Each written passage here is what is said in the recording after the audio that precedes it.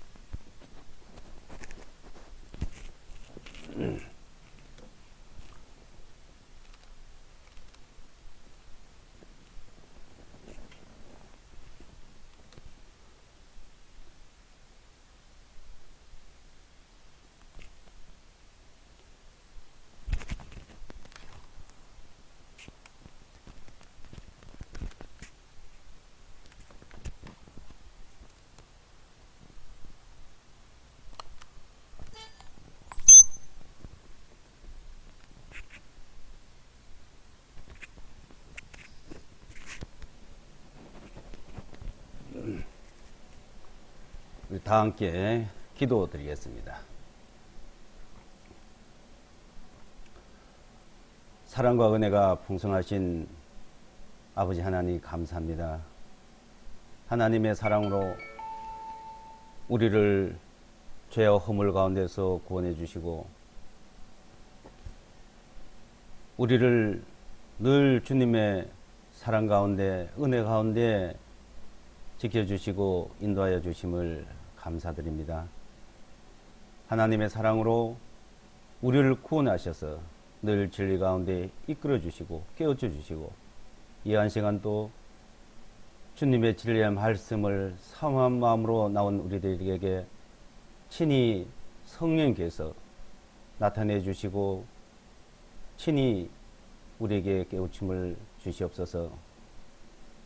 우리는 연약하고 부족하지만 하나님의 그 크신 사랑으로 구원해 주시고 늘 은혜 가운데 지켜주시는 아버지 하나님 감사합니다. 이 세상은 혼란스럽고 여러 가지 어려운 일들이 많지만 이 세상을 이기고 담대히 믿음 가운데 살아갈 수 있도록 지켜주심을 감사합니다. 세상을 이기는 이김은 이것이라 하셨습니다. 곧 너희의 믿음이라고 하신 주님, 우리는 그 믿음 가운데 굳건히 살아가는 저희들이 되도록 친히 도와주시옵소서. 하나님의 그 크신 사랑으로 말미암아 우리를 늘 지켜주시고 이 세상을 믿음으로 이길 수 있도록 도와주시고 인도하심을 감사합니다. 이 세상 곳곳마다 하나님의 말씀이 증거되고 듣는 모든 사람들이 하나님 앞에 돌아오고 그 구원의 역사가 일어나도록 친히 역사해 주시옵소서. 죄악 가운데서 의로, 어두운 가운데서 빛으로 하나님께 영광을 돌리는 그 역사를 친히 나타내 주시기를 바랍니다. 이 한 시간 온전히 주 성령님께서 친히 거룩하신 진리의 말씀을 나타내 주시기를 간절히 바라오며 우리를 죄 가운데서 구원하여 주신 예수와 그리스도의 이름으로 기도드려옵나이다. 아멘. 네, 성경 말씀 누가복음을 보겠습니다. 킹 제임스 성경입니다. 누가복음 17장 11절로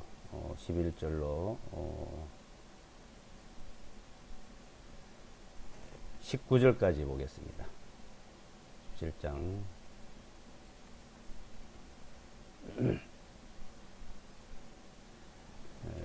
누가복음 17장 11절로 19절까지요.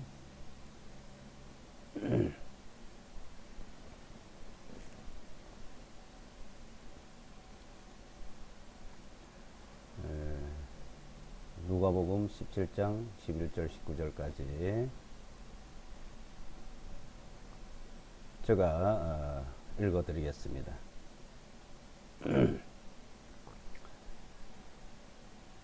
주님께서 예루살렘으로 가실 때 사마리아와 갈릴리 사이로 지나가시게 되었더라.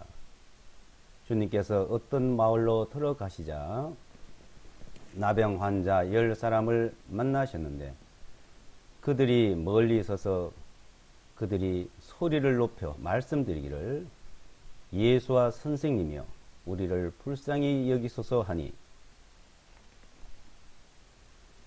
주님께서 그들을 보시고 말씀하시기를 가서 제사장들에게 너희 몸을 보여주라 하시니 그들이 가는 도중에 깨끗하게 되었더라. 그들 중에 한 사람이 자기가 고침받은 것을 보고 돌아와서 큰 소리로 하나님께 영광을 돌리며 주님의 발 앞에 얼굴을 대고 엎드려 주님께 감사를 드렸는데 그는 사마리아 사람이었더라. 예수께서 대답하여 말씀하시기를 10명이 다 깨끗하게 되지 아니하였느냐? 그런데 그 9명은 지금 어디 있느냐? 이 낯선 자 외에는 하나님께 영광을 돌리러 돌아온 자가 없도다 하시고 주님께서 그에게 말씀하시기를 일어나 내 길을 가라. 내 믿음이 너를 온전하게 하이니라 하시니라. 여기까지 보겠습니다.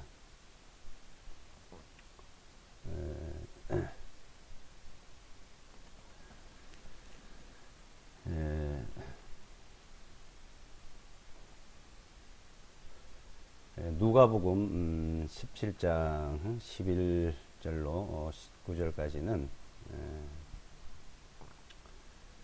문둥병자를 깨끗하게 해주신 주님의 그 은혜의 말씀이 우리에게 주어지고 있습니다. 자, 은혜라는 것은 그 사람이 무엇인가 받은 것을 말하죠. 그러니까 주님께서 이 문둥병자에게 은혜를 베풀어 주신 겁니다. 이 문둥병자가 10명이 이제 주님 앞에 나와서 주님 우리를 불쌍히 여겨주십시오. 불쌍히. 그러니까 이 문둥병이 걸렸는데 이 문둥병을 좀 고쳐주십시오. 라고 이제 말씀한 거죠. 불쌍히 여겨서 우리 문둥병을 고쳐주십시오 하고 말씀을 이제 드리니까 주님께서 이제 그 병을 고쳐줬다는 그런 말씀을 안 하고 무조건 이제 말씀하시기를 제사장들에게 가가지고 너의 몸을 보여봐라.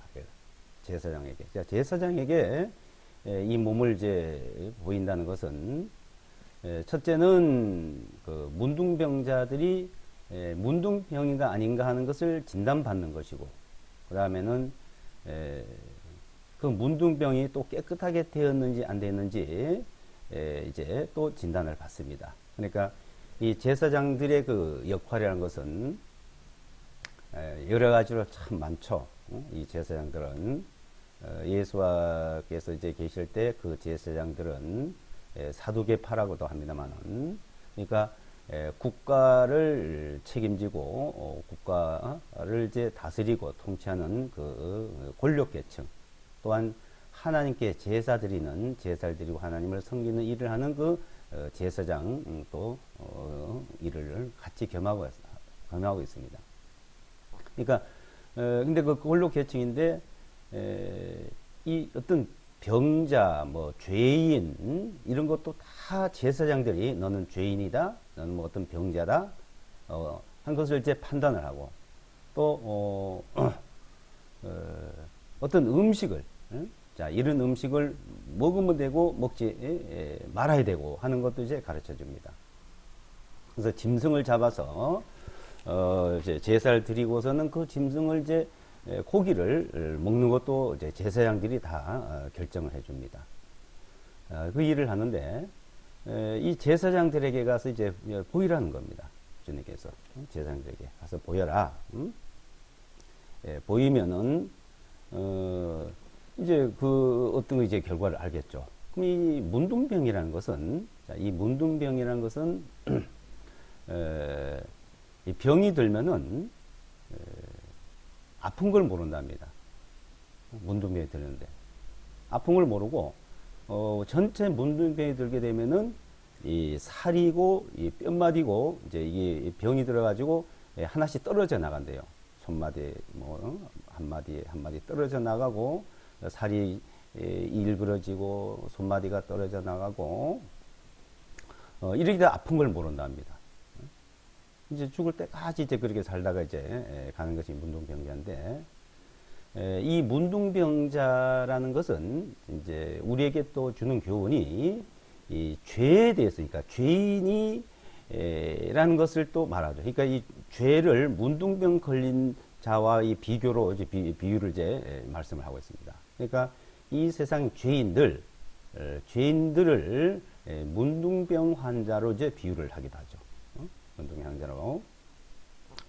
그래서 이제 두 가지 우리가 볼 수가 있는데, 육신적으로 문둥병 걸려서 이제 치료받는 부분과 이제 우리가 영적으로 하나님 앞에 이제 영적으로 또 죄가 있어서 그 죄로 말미암아서 이제 심판을 받아야 되고 하나님 앞에 이제 벌을 받아야 되는 그런 가운데서 그 죄가 용서받는, 죄가 사함받는, 죄를 사함받는 이제 그런 이제 그것도 이제 말씀하고 있습니다.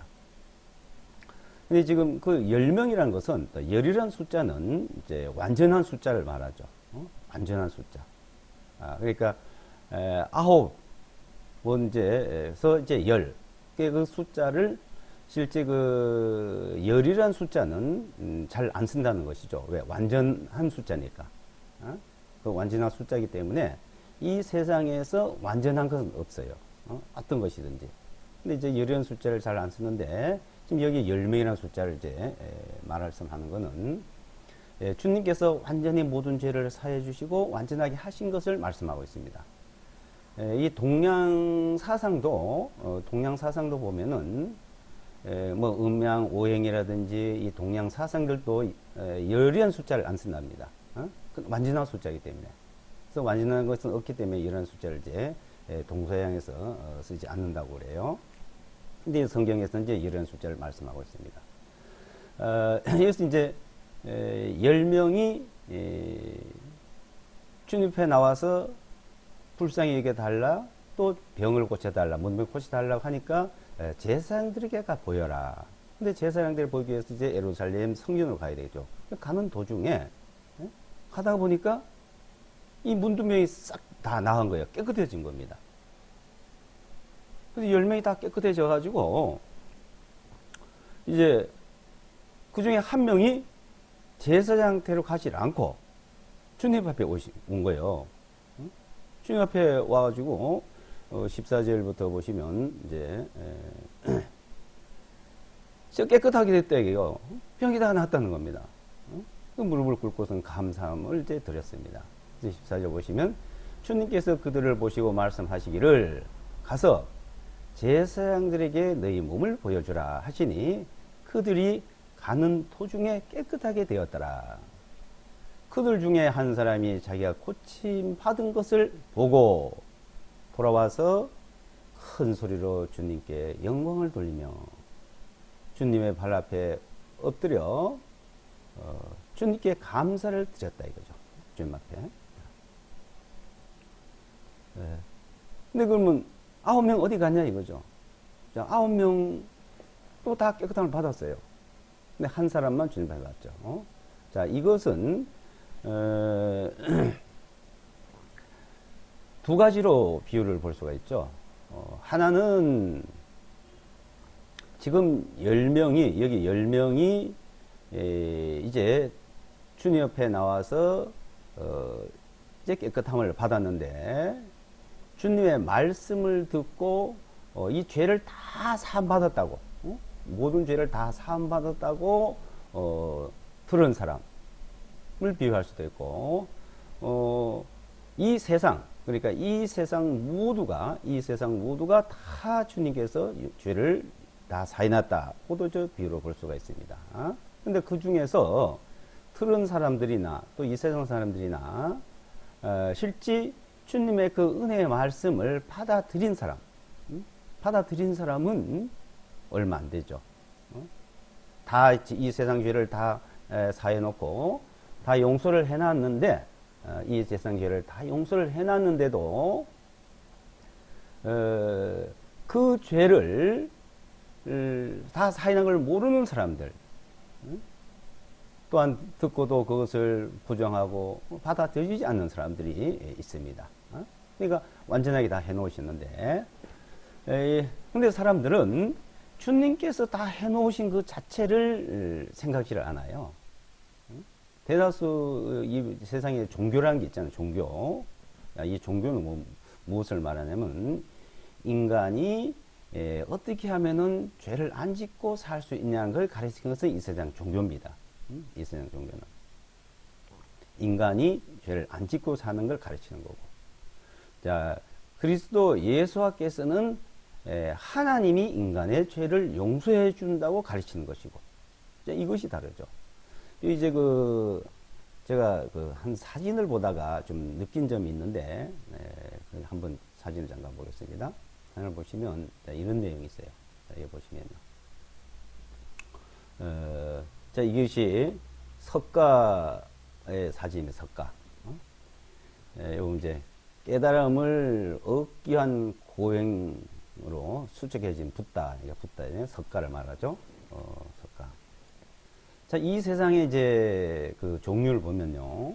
자, 이 사진을 몇 장을 한번 보겠습니다. 사진 몇 장 보시면, 자, 이제 우선 사진을 몇 장을 보고 한번 이 사진은 회교도들이 이제 죄를 씻음 받기 위해서 가는 모습이에요. 그걸 이제 여기 이제 회교 희생제라, 희생제, 에이드 알라다, 에이드 알라다. 이게 희생제 속죄제를 드리러 가는 1월 10일 날이면 간답니다. 1월 10일 날 속죄하러 희생제 가는 거고, 그 다음에 이제 여기는 힌두교가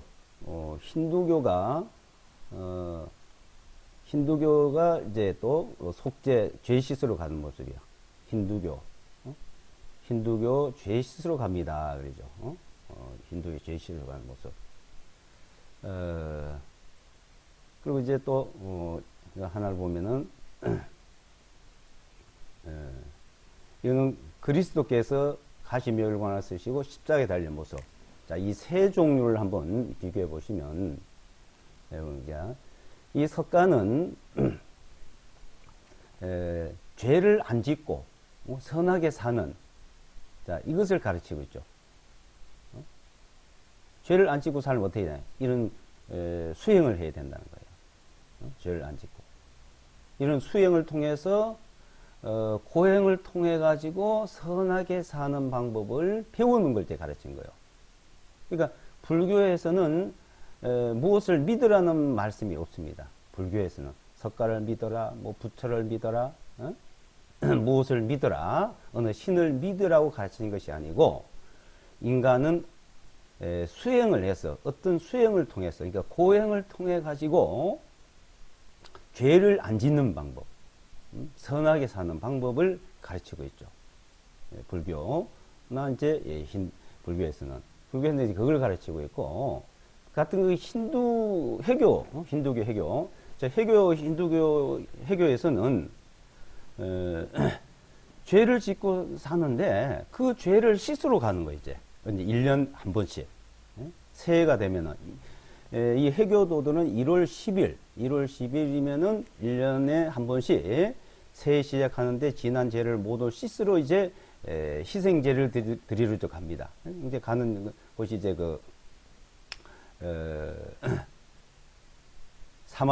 이제 사우디아라비아 메카, 그리 가서 그 사우디아라비아 그 메카에 가서 검은 돌이 있는데 그 검은 돌에 손으로 이제 만진다든지 아니면은 막대기를 댄다든지, 예? 아니면 또 1월 10일 날 이제 희생물을 들여서 이제 죄를 사함받는다든지, 그러면 죄가 씻어진대요. 이게 회교에서 가르치고 있는 겁니다. 회교에서. 자, 회교에서는 희생물을 들여서 죄를 용서받고 죄를 사함받는 방법이고, 힌두교. 자, 힌두교에서는 인도의 겐지스 강이 있습니다. 겐지스 강. 인도에서는 힌두교 제시로 감리하는데, 겐지스 강에 1월 22일 날, 1월 22일 날 겐지스 강에 가가지고 물에 들어갔다 나오면 이제 씻음 받는 거예요. 자, 인간들은 이 세상에 죄를 짓고 사는데, 그 죄를 어떻게 하면 씻고, 어떻게 하면 안 짓고, 어떻게 하면 용서받고, 그것이 이제 종교에서 가르쳐 주는 거예요. 자, 이 사람은 죄를 짓고 살면서도 이제 문둥이처럼 무감각한 거예요. 그런데 그 죄, 문둥이가 그 살이 떨어지고, 이제, 뼈마디 같은, 손가락 마디 같은 거 떨어지듯이, 그 이제 죄가 나타나잖아요. 그러니까 그 죄가 나타난 것도 알고, 또 죄를 짓고 살면서도 문둥이 한 자처럼 무감각하고, 자, 이게 사는 것이, 자, 인간입니다. 근데 그 죄 때문에 괴로워하고, 고통스러워하고, 또 안 지으려 그리고, 또 살다 보면 죄를 짓고, 자, 인간이라는 것은, 자, 이렇게 살고 있는데, 이 죄를, 어떻게 하면 안 짓느냐, 어떻게 하면 씻음을 받느냐는 것을 가르쳐 주는데, 자, 이 예수와께서는 그 죄를, 어디가 씻으라든지, 너희가 죄를 안 짓고 이렇게 살으라든지, 그걸 말씀하고 있지 않습니다. 무엇을 말하냐? 자, 이 죄를 내가 너희를 씻어주고 깨끗하게 해준다는 말씀이에요. 그러니까 거룩하신 분이 거룩하게 해준다는 겁니다. 자, 그래서 이제 이 가시면류관과 이 십자가는 뭘 말합니까? 가시면류관과 십자가. 가시면류관과 십자가는 죄에 대한 형벌입니다. 이게. 죄에 대한 형벌. 그럼 그리스도 예수께서 가시면류관을 쓰고 십자가에 달리고 이 모습을 보여준 것은 인간이, 자, 인간이란 인간은 죄를 지으면 이런 형벌을 받아야 된다는 거예요. 죄에 싸선 사망이요. 이 형벌을 받는 거예요. 그러니까 뭐 죄를 용서해 달라고 가서 희생물을 드리고 뭐 검은 돌을 만지고 그래 없어진 건 아니고, 겐지스 강에 가서 물에 가서 씻어서 없어진 것도 아니라는 겁니다. 성경에서 말하는 것은, 하나님께서 말씀하는 것은 죄에 싸선 사망이다 이거요. 근데 이제 그리스도 예수께서 가시면류관을 쓰고 십자가에 달린 것은 우리의 죄, 우리의 모든 죄를 다 담당해서 대신 형벌을 받아주신 표입니다. 예표. 그 예표를 우리에게 이제 보여주신 거예요. 그래서 그분이 자, 우리의 모든 죄를 사해 주시고 모든 죄를 용서해 주시는, 자, 그분. 그래서 성경에 보면 이제 그런 부분들을 이제 우리에게 가르쳐 주고 있죠. 자, 우리의 모든 죄를 용서해 줬다, 죄를 사해 줬다는 말씀을 하고 있는데, 그냥 우리 죄를 용서해 주고 사해 주신 것이 아니고 우리의 모든 죄를 본인이 다 담당해서 그 죄를 십자가에서 형벌을 받아 주신 거예요. 그래서 요한복음에 보면은, 보라, 세상 죄를 지은 하나님의 어린 양이다. 이 세상 죄. 또한 요한 1서 2장에 보면은 우리의 화목 제물이 되셨다. 화목 제물이. 그 화목 제물이 되시고 우리의 모든 죄를 짊어지시고 이렇게 십자가에 달린 모습을 봅니다. 마태복음 9장을 보시면요. 마태복음 9장을 한번 보겠습니다. 마태복음 9장.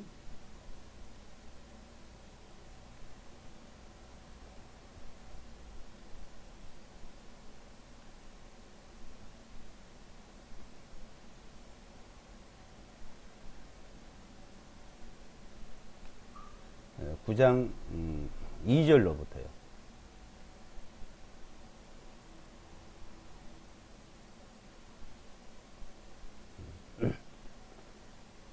9장 2절로부터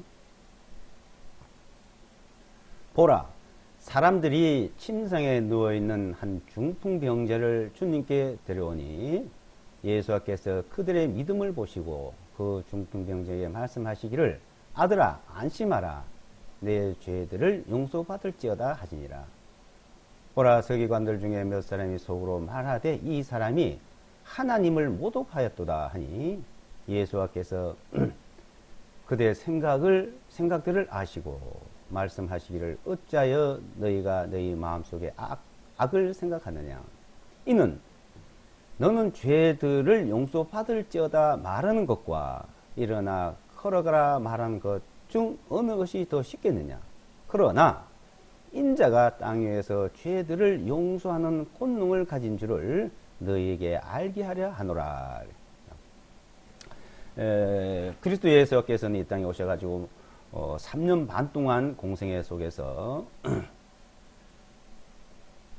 모든 병자들을 고쳐주고 소경의 눈을 뜨게 하고 문둥병자를 깨끗해 해주고 중풍병자를 고쳐주시고 하신 중에 이제 자 2절에 나오는 이 부분은 중풍병자가 이제 자기가 걸어올 수 없으니까 사람들이 침상에 누인 것을 들고 온 거예요. 이제 침상에 누인 걸 침상에 누인 이제 침상을 들고선 예수께 이제 나오니까 예수께서는 그들의 믿음을 보시고, 그러니까 침상에 누워 있는 사람을 들고 오는 사람들, 침상을 메고 오는 사람들의 믿음을 보시고 이 말이에요. 자, 침상을 들고 오는 중풍 환자를 데리고 오는 그 사람들의 믿음을 보시고 너 죄들이 용서를 받았다 이렇게 해요. 자, 병을 고쳐준 게가 죄가 용서됐다 이 말이에요. 근데 이 죄들이 용서됐다는 것은, 자, 죄를 용서하는 것은 하나님만이 할 수 있는 권능이라 이거죠. 죄를 용서하기도 하고 죄를 심판하기도 하고 죄를 다루시는 분은 하나님인데 어떻게 너가 그렇게 말을 할 수 있냐 이거예요. 그래서 참남하다. 하나님을 모독하는 노도다 이거예요. 이제 3절에 보시면 이제 보라, 서기관들 중에 몇 사람이 속으로 말하되 이 사람이 하나님을 모독하였도다 하니,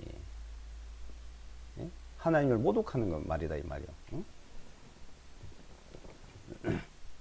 그 예수께서 그들의 생각을 아시고 하는 말씀이, 자, 내가 이 병 고침을 받으라, 그러니까 이 침상 들고 걸어가라 하는 말이 더 쉬우냐, 죄 용서받은 것이 낫냐 이게요. 근데 실제 그 사람에게는 너가 일어서서 침상을 들고 걸어가라, 병이 다 나아라 이렇게 말하는 것이 그 사람에게 제일 좋은 것이죠. 또 그렇게 말씀을 하시는 것이 더 쉽다 이겁니다. 그런데 죄 용서받았다고 이제 먼저 말씀을 하신 거예요. 죄 용서받았다. 이 세상의 모든 일들은 죄에 대한 문제입니다. 죄로 말미암아 사람들이 이 세상에서 여러 가지 문제 속에서 살아가고 있는 거예요. 그래서 이 세상의 모든 죄를, 또 이 사람들의 죄를, 이 중풍병자의 죄를 용서하는 권능을, 그 권세를 가진 분이 바로 예수라는 것을 알게 하기 위해서라는 겁니다. 그것을 알려주려고 병자들을 고쳐주는 거예요, 실제는. 인자가 땅 위에서 죄들을 용서하는 권능을 가진 줄 너희로 알게 한다. 마가복음 2장에도 같은 말씀하셨고, 누가복음에도 같은 말씀했죠. 그러니까 이 세상 사람들은 자기가 죄를 안 짓지도 못하고 그 죄를 씻을 수도 없고 죄를 어떤 방법 용서받을 수도 없는 거예요. 이 세상 사람들은. 근데 사람들은 이 종교라는 것은 자기가 죄를 안 짓고 선하게 살고 신령하게 사는 줄로 착각을 하게 하는 겁니다. 특히 이제 바리새인들과 서기관들도 그 착각 속에 살았어요. 바리새인과 서기관들도. 그 사람들도요. 그 누가복음 18장에 이제 보시면 이제 이런 말씀입니다. 누가 18장을 보시면요. 누가복음 18장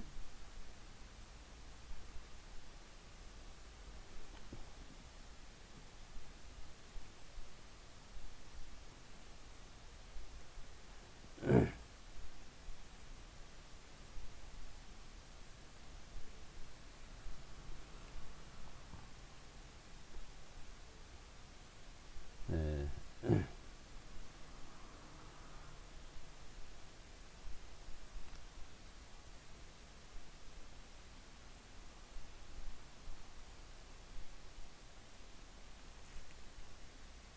18장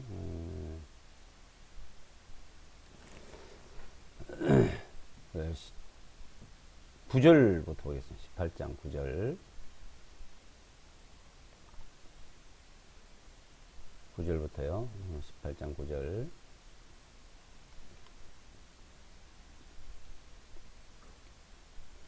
또 주님께서 자기를 의롭다고 믿고 다른 사람을 멸시하는 어떤 자들에게 이 비유로 말씀하시기를 두 사람이 기도하러 성전으로 올라갔는데 한 사람은 바리새인이요 또 한 사람은 세리더라. 그 바리새인은 서서 이렇게 기도하며 말하기를 하나님 나는 다른 사람들과 착취하고 불의하고 간음한 자들과 같이 아니하고 더욱이 이 세리와도 같이 아니함을 하나님께 감사하나이다. 나는 일주일에 2번 금식하고 내가 소유한 모든 것의 10분의 1을 드리나이다 하고 그 세리는 멀리 떨어져 서서 감히 눈을 들어 하늘을 우러러 보지도 못하고 다만 가슴을 치며 말하기를 하나님이시여 죄인인 저에게 긍휼을 베푸소서 하니라. 내가 너에게 말하노니 저 사람이 아니라 오히려 이 사람이 의롭게 되어 자기 집으로 내려갔느니라. 이는 자신을 높이는 자는 낮아질 것이요 자신을 낮춘 자는 높아지기 때문이라 하시니라. 자, 요 이제 바리새인과 서기관. 자, 보세요. 두 종류가 있는데 이 두 종류 중에서 자, 한 종류는 나는 의롭다고 얘기하는 거예요. 의롭다고. 의롭다는 기도입니다. 욥이라는 사람도 의롭다 그랬죠. 바리새인도 나는 하나님 이렇게 의롭게 살게 해줘서 감사합니다 이 말이야. 이 사람들은 착취하고 간음하고 뭐 나쁜 짓 하고 그러지 않고 살 수 있고 11조도 잘 내고 이런 걸 잘했다는 겁니다. 또 일주일에 2번씩 금식도 하고 이 하나님을 난 잘 섬기고 있습니다. 또 이렇게 하고 있음을 감사합니다 하는 종류. 근데 한 종류는 어때요? 세리와 창녀들, 창기들, 그 종류 죄인들. 이 죄인들은 감히 눈을 들어서 하늘을 우러보지도 못하고 하나님이여 이 죄인에게 긍휼을 베풀어 주셔서 죄인에게 자 이렇게 기도하고. 근데 하나님 앞에 나와서 의롭게 산 사람과 의롭게 살지 못한 사람 이제 기도하는데 근데 하나님 뭐라고 말씀했습니까? 아, 네 의롭게 살았으니까 참 잘한다. 그래. 그래 의롭게 사는 것이 너가 잘한 거다. 그렇게 말했어요. 아니면 어떻게 말씀했어요? 죄인에게는 너 죄를 짓고 너 그래 살면 안 돼. 너 죄인 너 벌 받아. 그렇게 말했습니다. 여기 보시면은 하나님께서 의롭게 살았다고 말한 사람들에게는 의롭다 하지 않고 나는 죄인으로소이다. 죄인을 긍휼히 여겨주소서, 불쌍히 여겨주소서 하니까 이 사람이 더 의롭다함을 받고 갔다 이 말이에요. 의롭다함을 받고 갔다. 그래서 14절에 내가 너희에게 말하노니 저 사람이 아니라, 저 사람 누구요? 바리새인, 의롭다고 한 사람 아니라 오히려 이 사람, 이 사람은 세리, 죄인. 나는 죄인으로소이다 하고 고백을 하고 불쌍히 여겨달라고 한 그 기도로 말미암아 의롭게 된 거예요. 이 사람이 의롭게 되어 자기 집으로 갔다 이 말입니다.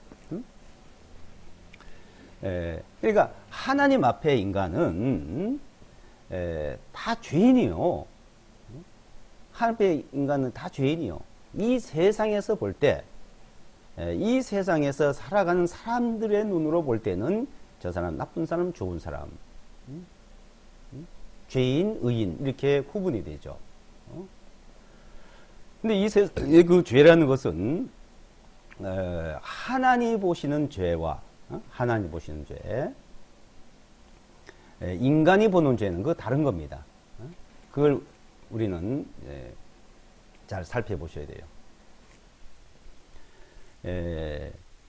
이 세상에서 바르게 살고 잘못 살고 그 부분은요, 이 세상에서 사는 동안에 잘못 살면은 악한 자들 있죠. 잘못 사는 악한 자들. 그 사람들은 이 세상 법으로서 재판을 받고 벌을 받습니다. 그래서 이제 이 위에 있는 권세자들이 악한 자들 벌을 주고 선한 자 상을 주는 자들에게 순종하고 복종하라 그랬습니다.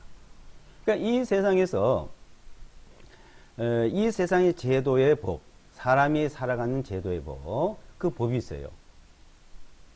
그 법에 따라서 선하고 악하고 사회적으로 사회 질서를 문란하게 하고 혼란스럽게 하고 하는 사람들은 이 세상에서 벌을 줍니다. 벌을 받아요. 근데 이제 양심적으로 양심적으로 또 이제 그 죄가 되고 안 되고 이렇게 구분이 되죠. 우리가 사는 동안에, 이 세상에 사는 동안에서 이 세상의 어떤 윤리 도덕이라든지 사회적인 어떤 규범이라든지 자 그것을 범하면 안 되죠. 그렇게 범하지 않고 사는 사람들, 그것을 범하고 범죄자들, 이거 범죄자와 사회적으로 이제 올바른 사람들, 자 이런 거 구분이 되는데 이 세상에서 그런 걸 판단을 하죠. 이제 그거는 세상의 판단, 종교적으로 나와서 우리가 종교 앞에 또 하나님 앞에 그 양심으로 죄의 문제, 그거는 세상에서는 판단하지 않잖아요. 그 벌을 주지 않잖아요. 근데 우리 양심이 압니다. 양심이, 우리 양심 자체가. 그러니까 너 양심이 있냐? 이건 내 양심에 하면 손을 얹어 봐라. 가슴에 손을 얹어 봐라. 그러죠. 이 양심적으로 이제 그 죄 문제를 우리가 또 살펴보는데, 이제 하나님 앞에서는 우리가 사는 이 세상의 어떤 그 규범이나 윤리적인 도덕적인 것이나 우리가 양심적으로나 이게 다 드러나는 거예요. 그 모든 부분들. 바리새인들이, 서기관들이, 의롭다고 하는 사람들이 하나님 앞에는 의가 안 되는 겁니다. 지금 이 시대에 보면은 이 예수께서 계실 당시에 그 당시하고 똑같다고 봐요. 예수께서 계실 때.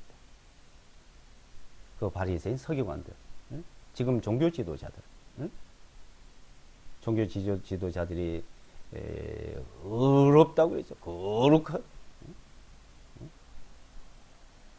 또 사람들은 종교 지도자, 뭐 성직자 이렇게 또 말합니다. 그럼 종교 지도자, 성직자면 뭐래요? 의로운 사람, 경건한 사람이라고 봅니다. 한마디로 거들먹거리죠, 뭐. 어디 어깨. 근데 세리나 장녀들은 죄인들은.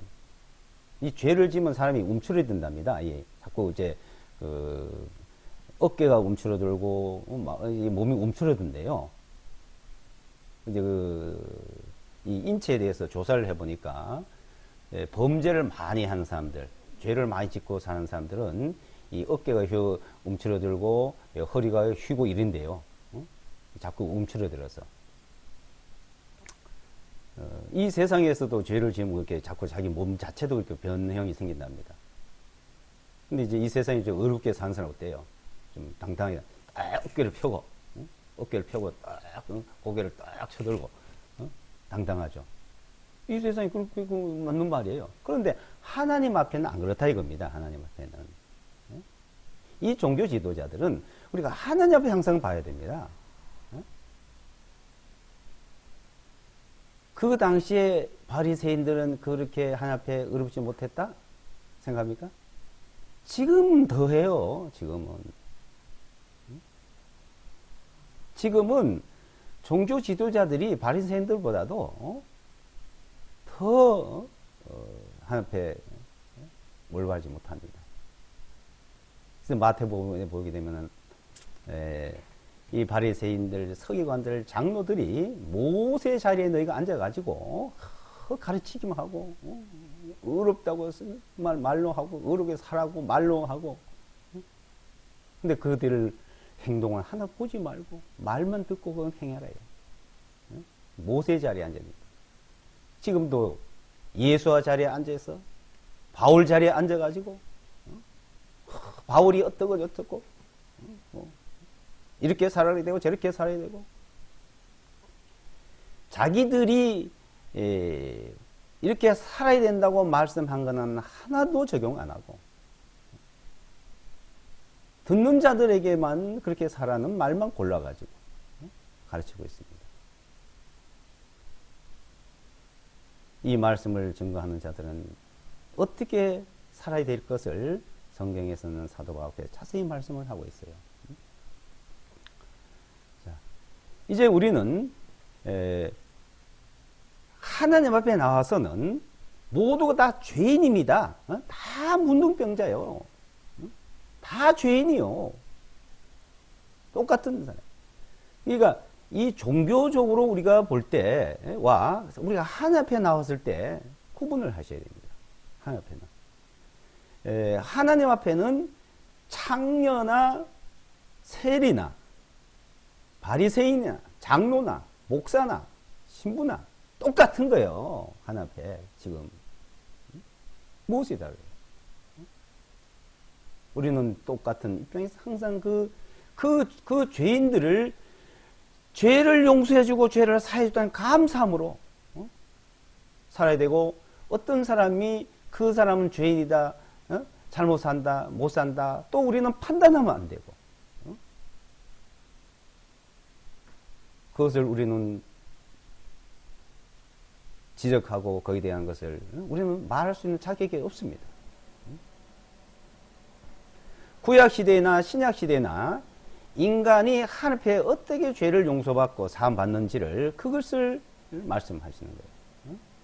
구약시대에 짐승을 잡아서 제사장 드리고 대제사장이고 속죄제사 드리는 모습.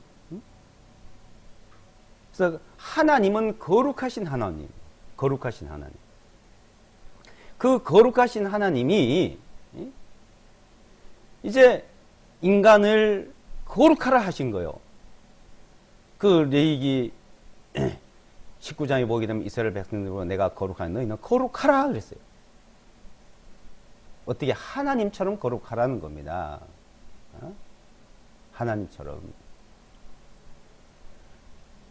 그 하나님처럼 거룩하라 했는데 그렇게 인간이 하나님처럼 거룩하게 할 수 있는 자가 없다 이 말이에요. 바리새인이고 뭐 기도를 잘하고 11조를 잘 내고 토색하지 않고 간음하지 않고 금식하고 선하게 살고 착하게 살아도 그게 하나님께 거룩해질 수가 없다 이겁니다.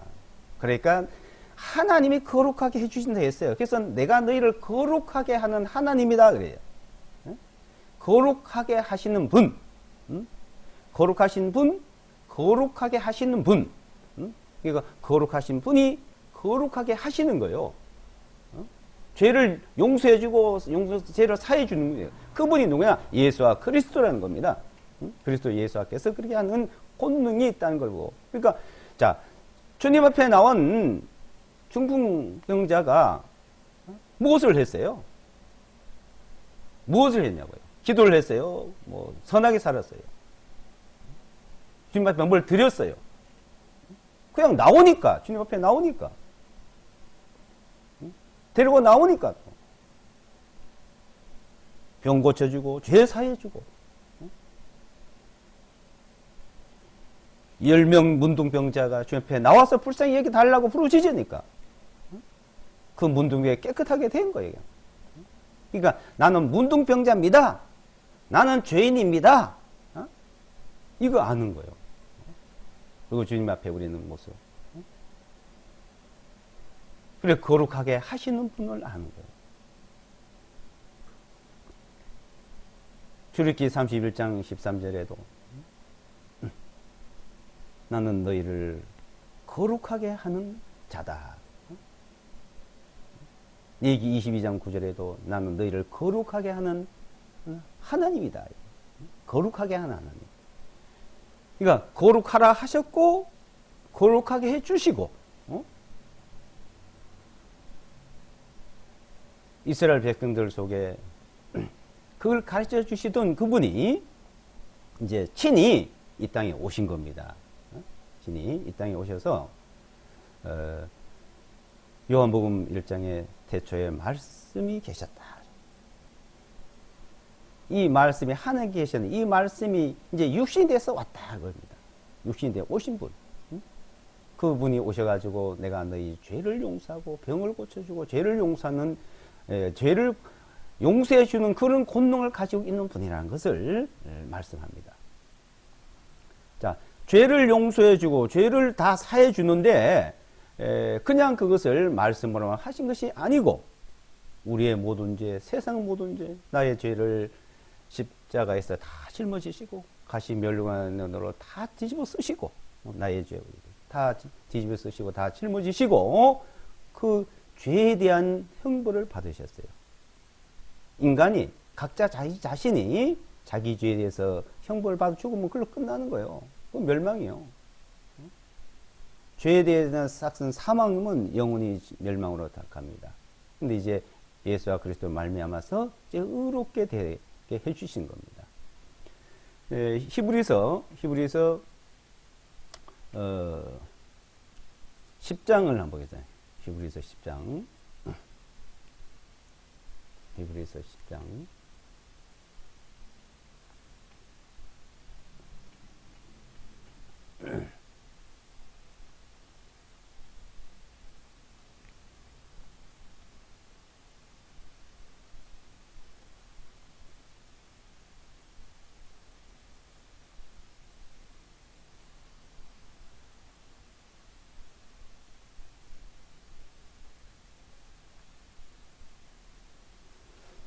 네, 10장 10절 보겠습니다.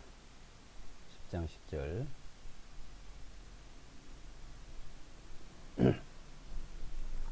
히브리서 10장 10절.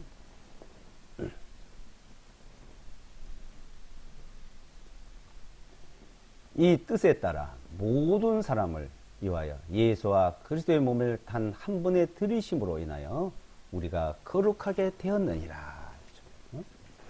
자, 모든 사람을 위하여 모든 사람, 이 세상 사람, 아담서부터 이상 끝날 때까지 이 모든 이가 열의 숫자 모든 사람을 말해요. 모든 걸 들은 사람, 모든 사람, 이 세상 모든 사람, 모든 사람을 위하여 예수와 그리스도의 몸을 단 한 번에 들이심으로 인하여 우리가 거룩하게 되었느니라.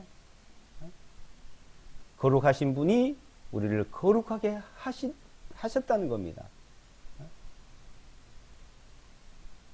이제 11절부터 보시면 제사장마다 날마다 서서 섬기며 동일한 희생물들을 자주 드리되 그것들은 결코 죄들을 제거할 수 없느니라.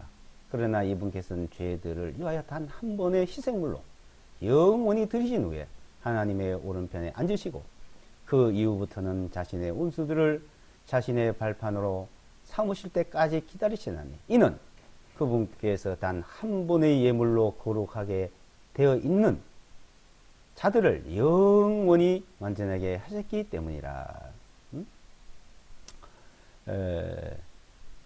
12절에 이분께 죄들을 이와여 단 한 번의 희생물로 자기 몸을 말이요.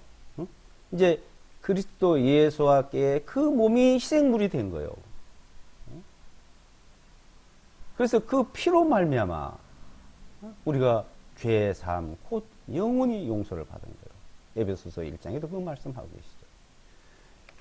영원히 드리신 후에 희생을 영원히 드려가지고 14절에 그분께서 단 한 번의 예물로 거룩하게 되어 있는 그 한 번의 예물이 드려짐으로 거룩하게 되어 있는 자들, 자들이 누구예요? 그걸 알고 믿는 자들에서 믿는다고 말합니다. 영원히 완전하게 하셨기 때문이다. 영원히 완전하게. 그래서 17절에 보시면 또 그들의 죄들과 불법들을 내가 더 이상 기억하지 아니하려 하시기 때문이라. 죄들과 불법들을 내가 누구야? 하나님이 그리스도께서 더 이상 기억하지 않는다? 이제 죄에 대한 기억을 하지 않아요. 죄에 대해서는 말입니다. 자꾸 사람들이 이 세상에 뭐 죄를 어떻고 자꾸 말하는데 이 죄에 대해서 우리가 하나님 보신 죄와 인간이 보는 죄와 이건 구분을 하셔야 돼요. 이 세상의 죄를 에 대해서 이제 심판이 끝났습니다. 근데 죄를 마음대로 짓고 살면 어떻게 될까요? 이 세상 법이 가만 안 둬요. 형벌을 내려요. 그리고 어떻게 해요? 자기 양심이 고통을 받아요. 자기 양심이. 그래도 죄를 짓는 자들은 그는 화인 맞았고 그는 하나님을 모르는 자들입니다. 하나님 앞에 나오면은 항상 우리가 하나님 앞에 부족하고 죄인이라는 것을 그 죄 용서해 준 걸 늘 감사를 해야 되는 거예요. 목사들이고 뭐 좀 거룩하게 산다는 사람들은 이제는 그런 걸 감사를 할 줄 몰라요. 남들 죄만 지적해요. 남들 죄만. 뭐 잘 살고 못 살고 그건 남 보고 잘 살고 못 살고 하는 게 아니라 내가 주님 앞에 항상 어떤 모습인가 발견해 가야 되는 겁니다. 그래서 18절에 이제는 이것들을 사면 하소서 크기에 더 이상 죄를 위하여 예물 드릴 필요가 없느니라. 그러므로 형제들아 예수의 피에 의하여 예수의 피, 예수와 그리스도의 피로 말미암아 예수의 피에 의하여 거룩한 지성소 안에 들어가는 담대함을 얻었다 이겁니다. 지성소는 뭐냐면은 하나님이 계신 곳이요. 이 땅에서는 성전 안에 성소가 있고 시성소가 있는데 대제사장만이 들어갈 수 있고 1년에 한 번만 들어가고 거기는 죄를 다 사함받고 용서가 씻고 깨끗하게 된 자만 들어가요. 죄가 있으면 바로 죽음을 당합니다. 못 들어갑니다. 그러니까 거룩한 자만 들어가는 거예요.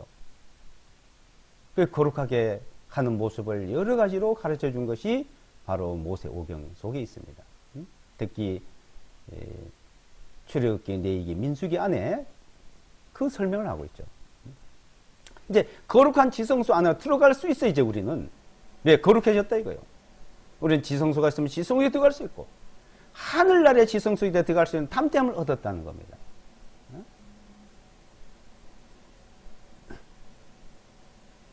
이제 21절에 보시면 또한 하나님 집을 다스리는 대제사장이 계시니 이제 대제사장이 누구요? 9장에 보게 되면 그리스도 예수께 대제사장이에요. 대제사장께서 이제 이 땅에 사람이 만든 지성소에서 제사를 드린 것이 아니고 하늘 지성소에 완전한 지성소에 대제사장 지금 계십니다. 대제사장으로. 그러니까 예수와 그리스도께서는 대제사장으로서 지금 계시는 거요. 자, 십자가에서 모든 죄를 사함받고 우리를 하늘나라에 갈 수 있도록 했고, 자, 이 예수와께서 이 땅에 와서 죄인들을 이렇게 양떼를 돌보서 죄인들을 돌보고 이 대제사장, 이분이 대제사장이에요. 이 대제사장, 자, 이분이 이제는 하늘 지성소에 가야 돼. 하늘 지성소에. 예? 하늘 지성소에서 지금 대제사장으로 계십니다. 지금 그러니까 우리는 하나님 앞에 나와서 그걸 감사하는 거예요. 한 마리 어린 양으로서 십자가에서 제물이 되시고 대제사장을 하는 거. 그러니까 이 세상 죄는 계속 대제사장 계시기 때문에 우리는 영원히 죄를 사함받을 거예요.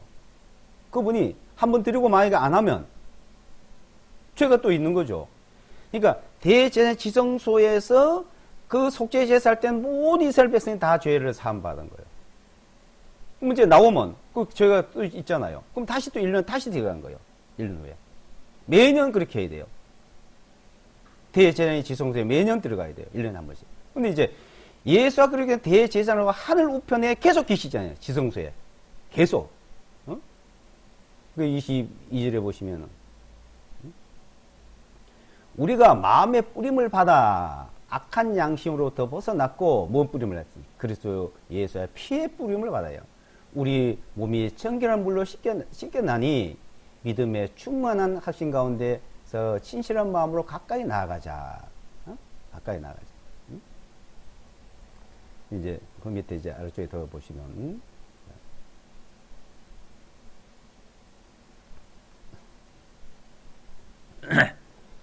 예. 근데 이제 여기에 그 28절에 보시면요. 28절, 29절 보겠습니다. 모세의 율법을 멸시한 자도 긍휼을 얻지 못하고 두세 증인 아래 죽었거늘 하물며 하나님의 아들을 발로 밟고 자기를 거룩하게 하신 언약의 피를 거룩하지 아니한 것으로 여기고 또 은혜의 성령님을 모욕하는 자가 당연히 받을 형벌은 얼마나 더 혹독하겠냐 너는 생각해 보라 이거요. 자, 모세의 율법을 어긴 자들이 두세 증인을 했으면 벌을 받아요. 형벌을 받습니다. 죽임을 당합니다. 근데 이제 그 죄를 용서를 받고 죄의 사함을 받아야 됐는데 이제 그 죄를 용서와 사함 받는 거는 예수와 그리스도 피로 이제 되도록 해 주셨습니다. 근데 하물며 하나님의 아들을 자 발로 밟고 자기를 거룩하게 하는 각자 자기를 거룩하게 하신 언약의 피, 언약의 피, 언약의 피,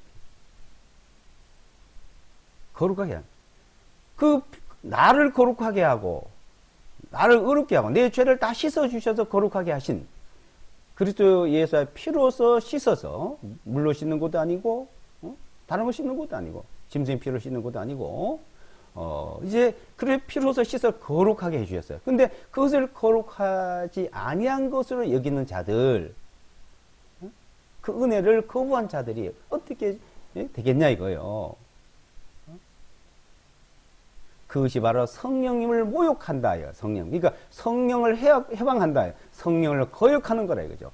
이 자체를 성령님께서 이제 우리에게 증거하시고 이것을 알려주시고 그걸 믿을 때 받아들이도록 도와주시는 거예요. 역사에.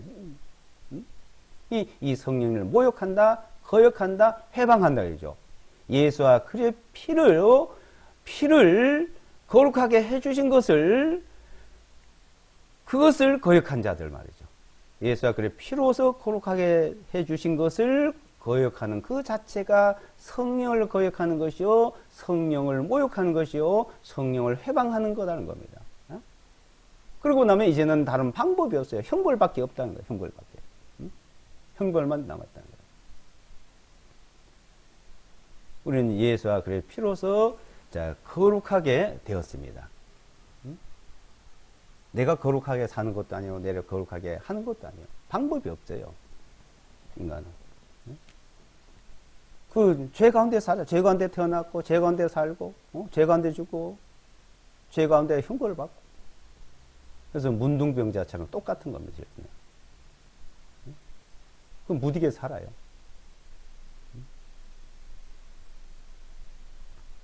그것을 우리는 이 말씀한 내용을 잘 이해를 하셔야 돼요.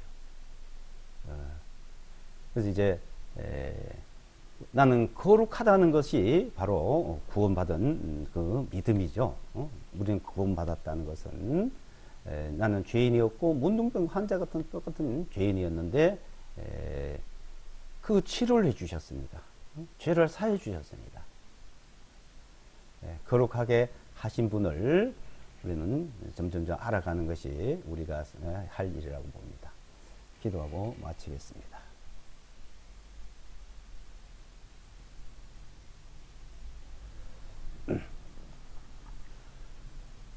거룩하시고 자비로우시고 은혜로우신 아버지 하나님, 그 거룩하신 분께서 거룩한 곳에 계시고 그 거룩한 곳에 계시던 그분이 우리 보고 거룩하라고 하셨습니다. 근데 인간은 거룩할 수도 없고 거룩하게 살 수도 없습니다. 그런데 하나님께서는 그 거룩하신 분께서 우리를 거룩하게 해주시기 위하여 이 땅에 신이 오셔서 죄에 대해서 모든 심판에 대해서 우리 죄를 짊어지시고 대신 심판을 받아주신 말미암아 이제 우리는 죄에 대한 심판을 받지 아니하고 그리스도 예수의 피로서 깨끗하게 씻음을 받고 거룩하게 해주신 것을 진심으로 감사합니다. 이제 주님께서 우리를 거룩하게 해주셨사오니 우리는 그 주님만 바라보고 거룩하신 분 안에서 살아가도록 항상 도와주시고 성령께서 항상 이끌어 주심을 감사합니다. 늘 주님의 은혜가 우리 가운데 친히 나타나고 우리는 늘 주님께 감사 찬송을 드리는 모든 삶이 될 수 있도록 진히 인도하여 주시옵소서. 우리는 너무나 부족하고 너무나 나약하지만 주님께서는 부족함을 채워주시고 우리의 나약함을 늘 강건케 해주시고 우리를 능력 가운데 붙들어 주심을 감사합니다. 주님께서 붙들어 주지 아니하면 우리는 넘어지고 쓰러지고 일어날 수도 없지만 늘 성령께서 우리에게 능력과 힘을 주심을 감사드립니다. 이 모든 말씀 예수와 그리스도 이름으로 기도드리옵나이다. 아멘.